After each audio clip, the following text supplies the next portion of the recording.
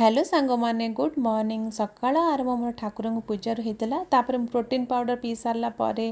Breakfast ready भी होता जो थी चकुड़ी सहित आलू कषा ब्रेकफास्ट कर आम मार्केट जीवार थिला तो मार्केट गला बाटे हनुमान को मंदिर पड़ला तो से ठाकुर को दर्शन करदेलु आउ बहुत बढ़िया प्रसाद भी मिलूला तो भाविलु आउ लंच कहीं बनइबू तो प्रसाद नहीं कि आम घर को आसलु आसिया बाटे एत गरम होची ओडिशा रे तो से बाटर आसला पैड आनी तो पैड पा ये पीऊली ता भितर बापा आसी जाते बापा एत सारा जिनस आनी जो फेवरेट मोर थिला यहाँ छेना गजा जोटा सब बो पठे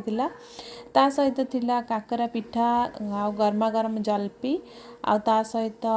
गुलाब जामुन तो ताकू खाई सारा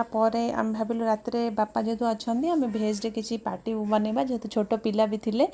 तो से रात चिली मशरूम बनई मशरूम फास्ट मैरिनेट कर छाणुली गोटे पैन रे भेज बिरियानी बनाऊली आ गोटे पैन रे मु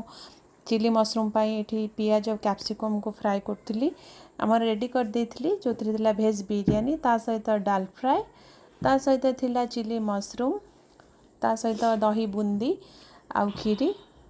आम मैंने तो रात पार्टी बहुत भलसे एंजॉय कलु तो आज एतिकी रहुची जय जगन्नाथ।